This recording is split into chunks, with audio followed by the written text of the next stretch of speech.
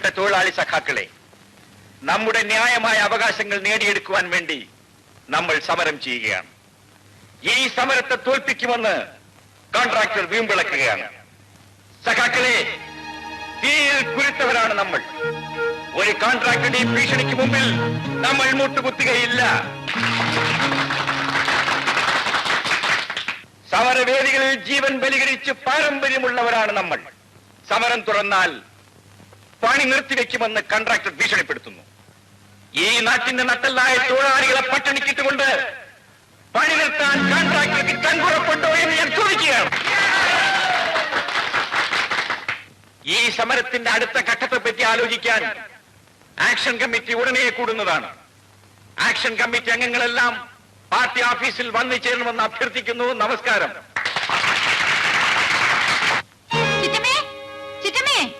എന്താ മോളെ, ആ രാസ്കൽ ഗോപാലിന്റെ പ്രസംഗം കേട്ടോ? ഗോപാലിന്റെയോ? ആ, അച്ഛൻ മൂരാഴ്ചയായ കോൺട്രാക്ട് ആണെന്ന്, അച്ഛൻ അവൻ നിലയ്ക്ക് നിർത്തുവന്ന്. എന്ത് വേണമെങ്കിലും അവൻ പറയട്ടെ മോളെ. പറഞ്ഞാലല്ലേ ഈ നേതാക്കന്മാർക്ക് ജീവിക്കാനൊക്കൂ. നേതാവ് ഇവൻ എവിടെ നിന്ന് വലിഞ്ഞു കയറി വന്നു? പുതിയ ഇറക്കുമതിയാ. ആദ്യം കുറെ ചൂടും ആവേശമൊക്കെ കാണും. കൂലിക്കാര്യം തീരുമാനിച്ചില്ലെങ്കിൽ പണി മുടക്കുമെന്നാ ഭീഷണി. മുടക്കട്ടെ, ഒടുവിൽ മുടക്കുന്നവൻ തന്നെ പട്ടിണി കിടന്ന് ചാവും. തീയിൽ കുരുത്തവരാണ് ഞങ്ങൾ. വെയിലിൽ വാടാൻ ഞങ്ങൾക്ക് മനസ്സില്ല. ഒരു പട്ടി മുതലാളിയും ഭീഷണിക്ക് മുമ്പിൽ ഞങ്ങൾ മുട്ടുകുത്തില്ല. നീ എന്താണ് പുലമ്പുന്നത്? പുലമ്പല്ല കുഞ്ഞെ, ആ തീപ്പൊരി കേട്ടില്ലേ? കഴിഞ്ഞ എത്രയോ വർഷങ്ങളായിട്ട് നമ്മൾ ഏതെല്ലാം പപ്പൂന്റെയും പരമൂന്റെയും പ്രസംഗങ്ങൾ കേട്ടിരിക്കുന്നു.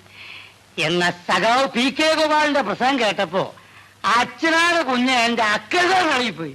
എന്നാ നീയും പോയാ കൂട്ടത്തിൽ ചേർന്നു. ഈ അക്കൽദാം അടുപ്പിച്ചൊരു 10 ദിവസം കേട്ട കൊച്ചമ്മയും ചേർന്നു. ചേരുമോ? ഇങ്ങോട്ട് വാടാ. ഇവിടെ എന്താ കുഞ്ഞെ? എന്താ? അവിടെ പാർട്ടി ഓഫീസിൽ ആക്ഷൻ കമ്മിറ്റി കൂടാൻ പോവാ. നീ ആരും അറിയാതെ പോയി തീരുമാനം എന്താണെന്ന് അറിഞ്ഞിട്ട് വാ. അയ്യോ, അവിടെ എങ്ങാനും പോയി ഒളിഞ്ഞിരുന്ന അവരെന്റെ തല ഉയർന്നു. ആരും അറിയാതെ രഹസ്യമായി പോയി വിവരം അറിഞ്ഞിട്ട് വാ. എന്നാ ഞാനൊരു കാര്യം ചെയ്യാം, വേഷം മാറിപ്പോവാ. ഒരു താടി മുടിയൊക്കെ വെച്ച് ഒരു അക്കൽദാമയുടെ വേഷത്തിൽ പോവാ. വേണ്ട വേണ്ട, ഈ വേഷത്തിൽ പോയാ മതി. എന്നാ എളുപ്പം പോ. കുഞ്ഞെ, ഞാൻ തിരിച്ചു വരുമ്പോ എന്റെ തലയില്ലെങ്കിൽ എന്റെ ഒരു തലയിൽ രാഗം എന്ന് കരുതേച്ച മതി.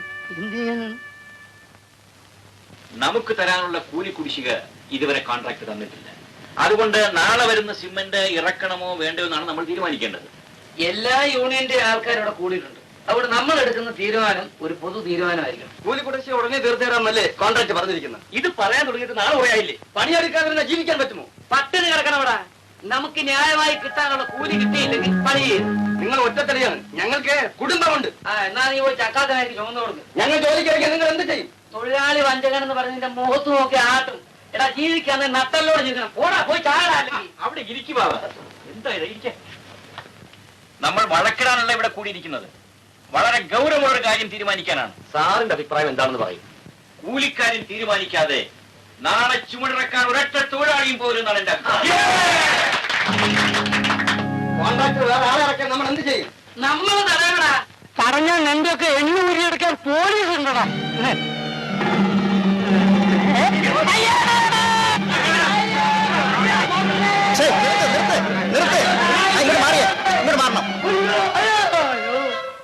നീ എന്തിനോട് വന്നു? ഇവിടുത്തെ തീരുമാനം എന്താന്ന് ഒളിഞ്ഞു നിന്നിട്ട് കേട്ടിട്ട് വരാൻ സുരന്ന കുഞ്ഞ് പറഞ്ഞേച്ചാ. അതിൽ ഒളിച്ചെന്ന് കേൾക്കണോ? വരാമായിരുന്നില്ലേ? എന്നോട് വരത്തില്ലേ സാറേ? പൊയ്ക്കോ. സാറേ പൊയ്ക്കോ.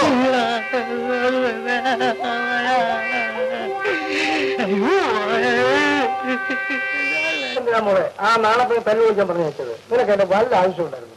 ഒരബദ്ധം പറ്റിപ്പോയച്ചാ. അബദ്ധം?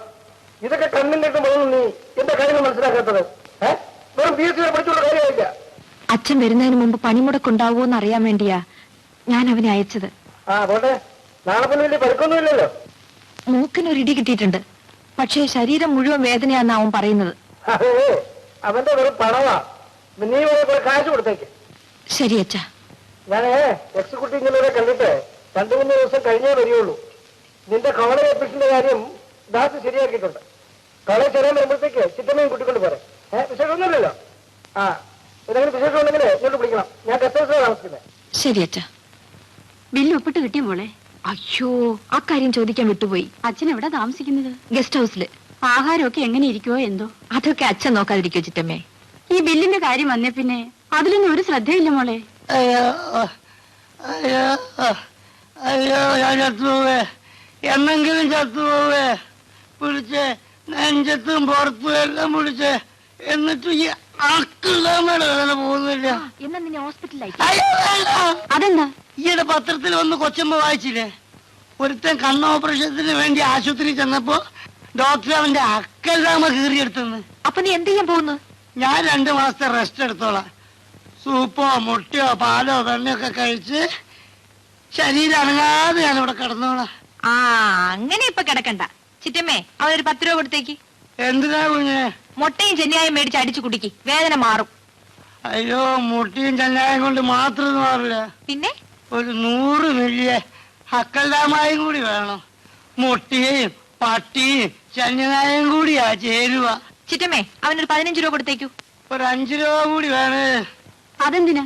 സിനിമ ഒന്ന് കാണണം. ഇടിപ്പടം കണ്ട ഇടികൊണ്ട വേദന മാറുന്നാ പറയുന്നത്. നാശം. ഇനി വല്ലതും ഉണ്ടോടാ? ഇന്നത്തേക്ക് ഇത് മതി. നാളെ ശരീരത്തിന്റെ അക്കൽദാം എങ്ങനെയുണ്ട് എന്ന് നോക്കിയിട്ട് ഞാൻ പറയാ. നിന്റെ ഒരു അക്കൽദാമം. അയ്യോ അയ്യോ, ശരീരത്തിന് വയ്യായിട്ടാണ് കൊച്ചമ്മേ. അയ്യോ അയ്യോ അയ്യോ, പോട്ടെ കുഞ്ഞെ. അയ്യോ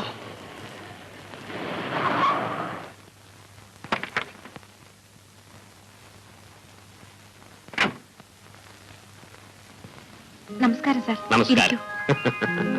ചിറ്റമ്മേ, എഞ്ചിനീയർ സാർ വന്നിരിക്കുന്നു. അച്ഛൻ വിളിച്ചിരുന്നു. നാണപ്പനെ തല്ലി വിവരം അറിയിക്കാൻ ഞാൻ അങ്ങോട്ട് വിളിച്ചു. കാര്യങ്ങളൊക്കെ ഞാൻ അറിഞ്ഞു. ഇതൊരു ഇഷ്യൂ ആക്കണ്ട. അച്ഛൻ വന്നതിന് ശേഷം നേതാവ് ഗോപാലിനെ വിളിച്ച് എന്തെങ്കിലും നക്കാപ്പിച്ചു കൊടുത്ത് അത് നോക്കിക്കളയണം. അച്ഛൻ ബില്ലിന്റെ കാര്യം വല്ലതും പറഞ്ഞോ? ഒന്നും പറഞ്ഞില്ല. എന്തോ സാങ്കേതിക തടസ്സം ഉണ്ടായിട്ടുണ്ട്. ഈ നേതാക്കന്മാരിൽ ആരെങ്കിലും അച്ഛന്റെ വർക്കിനെതിരായി എന്തെങ്കിലും പരാതി അയച്ചിട്ടുണ്ടോ എന്നാണ് എന്റെ സംശയം. സാറൊന്ന് ശ്രമിച്ച് അത് കഴിയും വേഗം ശരിപ്പെടുത്തി കൊടുക്കണം. തീർച്ചയായും, ഇറ്റ് ഇസ് മൈ ഡ്യൂട്ടി. അടുത്ത് തന്നെ ഞാൻ ചീഫ് എഞ്ചിനീയർ ഒന്ന് കാണാം. ഞാൻ ഇപ്പൊ തന്നെ കഴിച്ചതേ ഉള്ളൂ. ബൈ ദ വേ, സുനന്ദയുടെ കോളേജ് അഡ്മിഷന്റെയും ഹോസ്റ്റൽ അഡ്മിഷന്റെയും കാര്യങ്ങളൊക്കെ ഞാൻ ശരിയാക്കിയിട്ടുണ്ട്. ഇനി പോയി ജോയിൻ ചെയ്തേച്ചാ മതി. അച്ഛൻ പറഞ്ഞു. താങ്ക്സ്. എന്തിനാ? കോൺട്രാക്ടർ സാറിന്റെ മകൾ എഞ്ചിനീയറിംഗ് പഠിക്കണമെന്ന് ആഗ്രഹിച്ചാൽ അഡ്മിഷൻ വാങ്ങിത്തരേണ്ടത് ഞങ്ങളുടെ ചുമതലയല്ലേ? സാറ് ശ്രമിച്ചത് കൊണ്ട് അഡ്മിഷൻ കിട്ടിയത്. നോ നോ, സുനന്ദയ്ക്ക് നല്ല മാർക്കുള്ളതുകൊണ്ടാ കിട്ടിയത്. പിന്നെ എഞ്ചിനീയറിംഗ് ആദ്യത്തെ വർഷമാ. റാഗിങ്ങിലൊന്നും പെടാതെ സൂക്ഷിക്കണം. സുനന്ദയല്ലേ ആള്, അവൾ അങ്ങോട്ട് റാഗ് ചെയ്യാതിരുന്നാ മതി. എന്നാ ഞാൻ ഇറങ്ങുന്നു. നാണപ്പിന് വലിയ പരിക്കൊന്നുമില്ലല്ലോ. ഏയ്, 20 രൂപ ഡെമറേജ് കൊടുത്ത് കാര്യം ഒതുക്കി.